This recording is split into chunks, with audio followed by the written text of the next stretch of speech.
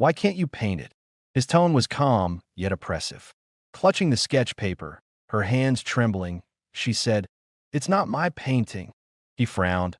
"I paid for professors to teach you, not for your whims." In that moment, she realized with a start. What he loved was never the real her, only the illusion he had crafted. The air in London's East End always carries the dampness of old brick walls, the bitterness of cheap coffee, and a faint sweetness of unknown dreams. The community art exhibition was held in a center converted from an old warehouse, where the lights barely illuminated the paintings on the walls, works that exuded a timid longing. Alara Valerie stood before her own piece, the tips of her fingers stained with unwashed blue paint, unconsciously rubbing the frayed seam of her washed-out denim skirt. Her painting depicted a rainy day in East London.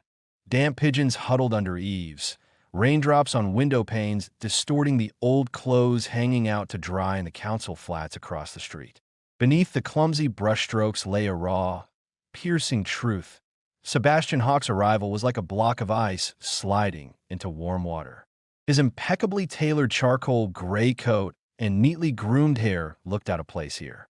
He had come to accompany a counselor, but his gaze suddenly fixed on the profile of the girl beside the easel. The evening light traced the curve of her slightly bowed neck and jaw, eerily reminiscent of the shadow he had locked away in his memories. Isabel, forever 22. He stepped closer to examine the rainy day painting. The technique was unpolished, yet it held a deliberate grasp of life's gritty texture. A cold plan took shape in his mind in an instant. "You have talent." His voice was deep, giving away no emotion.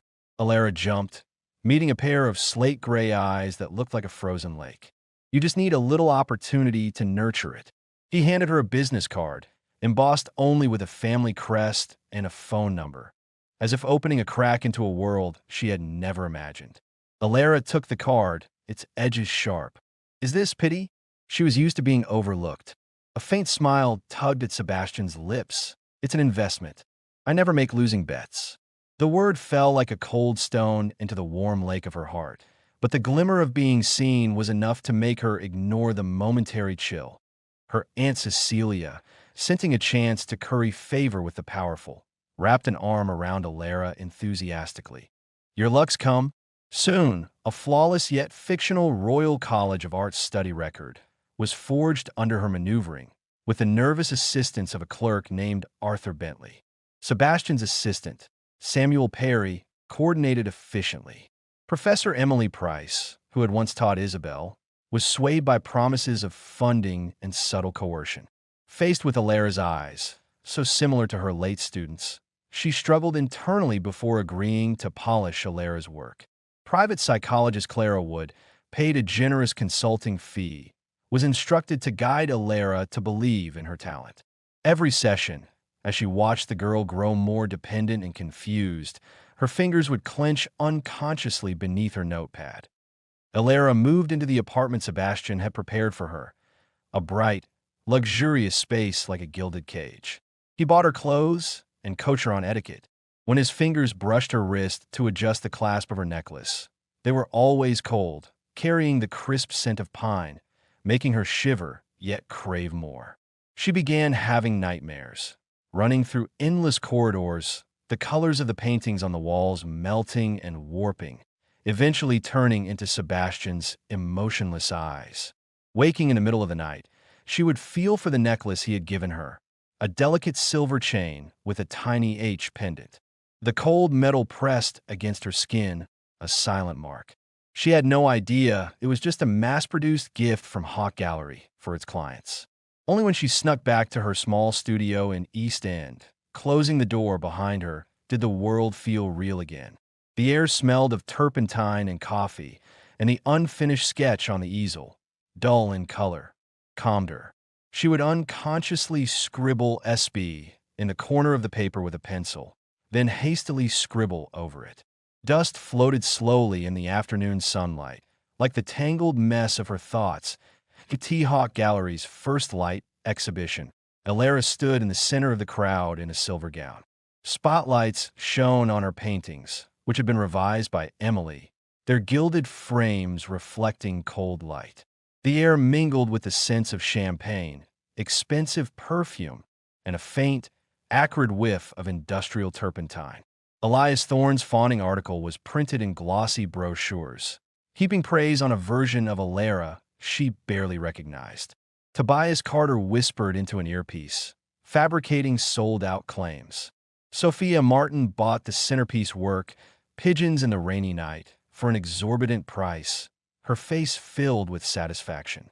Sebastian stood beside Alara, his arm loosely around her waist, navigating the crowd with ease. She was his creation, and she looked up at him with dependence and admiration. Then Isabella de Luca appeared, dressed in a red dress, her gaze sharp as ice-sharpened blades. "Oh, so this is Hawk's new star?" "Certainly. Has that grassroots charm." Alara's face drained of color, the expensive gown suddenly feeling heavy and cold. Sebastian tightened his arm to steady her, stepping half a step forward to shield her. His voice was frigid.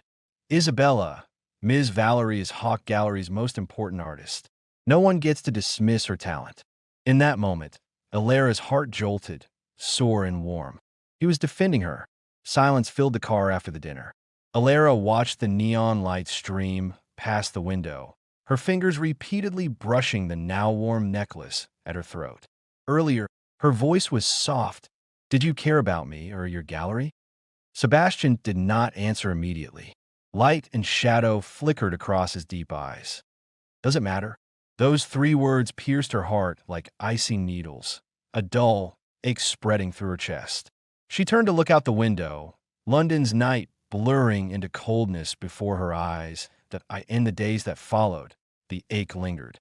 Her couture gowns grew more elaborate, yet she always felt her shoulders tensing inward. He dictated her speech scripts, even specifying the exact curve of her smile. He subtly suggested she cut ties with her community nurse friend, Lena Cole. "Your circles are different now."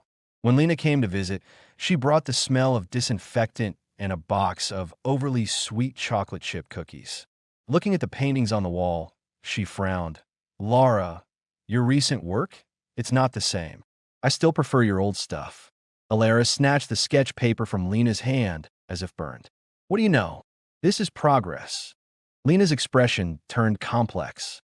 She sighed and pushed the cookies forward. "Eat them while they're warm." After Lena left, Alara stared at the cookies without touching them.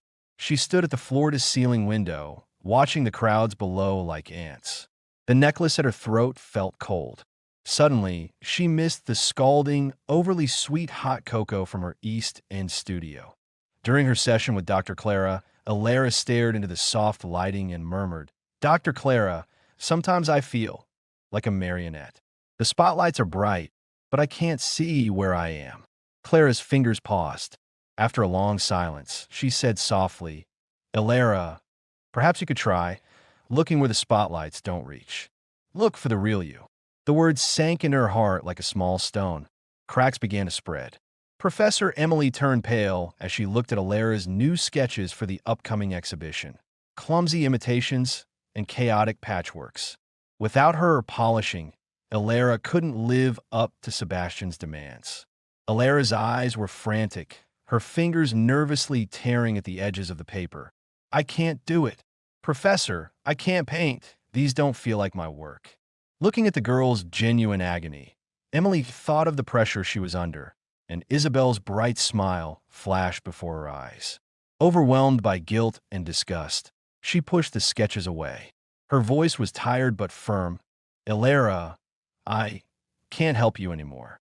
You need to find your own way." Almost simultaneously, Esther King, a publishing house editor, was proofreading a Ghostrian art essay when she accidentally came across Alara's original early manuscripts. Filled with childlike self-doubt and fragmented reflections on life, clumsy yet vulnerably real. Comparing them to the polished, fake bestseller, she felt intense shame and finally exposed the ghostwriting. The publishing plan was halted, and seeds of doubt were sown. Marcus Harper smelled an opportunity. The private detective he hired uncovered suspicions that the painting style was highly similar to Emily's. He passed the materials to journalist Oliver Wright. The Chelsea Star's secret: who's paying for fake art? exploded like a depth charge in the art world. Hawk's stock plummeted. Sebastian's face was livid as he ordered Samuel, "Destroy all evidence. Silence them." He even tried to pressure Lena. As legal advisor, Julian Cole organized the instructions. He discovered Sebastian's plan to shift blame onto Alara and Cecilia. Appalled, he copied some of the evidence and gave it to his sister, Lena. When Benjamin Fox, Sebastian's friend, learned he was threatening an innocent nurse, he stormed over in anger. "You've ruined her. Did you never have a moment of real feeling for her?" Sebastian's words caught in his throat. The image of Alara fumbling to put on high heels, sneaking back to her East End studio, sent a sharp, irritating pain through his chest. "Get out," he said coldly, turning his back. The hope in Benjamin's eyes died. "This is the end between us." The sound of the door slamming shut was a heavy sigh. Alara's world collapsed. Reporters swarmed her, and online abuse flooded in. Sebastian avoided her, sending only cold, harsh instructions. She huddled in a dark corner, her face pale in the glow of her phone. The cruel words cut like knives. She stumbled back to the gallery studio and rummaged frantically. In a dusty corner, she found an old portfolio filled with her early, original sketches. The colors were dull, the lines clumsy, depicting stray cats, Lena's smile, old clothes, rainy skies, real and vivid. Trembling, she picked up a print of pigeons in the rainy night, vibrant in color, perfect in technique, yet cold and stiff. A sense of absurd horror washed over her like icy water. She collapsed to the floor, tears streaming down her face. It was all fake. The old butler, Alfred, approached and handed her a handkerchief. After a long silence, he said, "Miss Valerie, you look very much like someone from the past. Someone who was very important to Mr. Hawk." Alara looked up sharply. Alfred gave her a deep look and left. Alara rushed into Sebastian's empty office.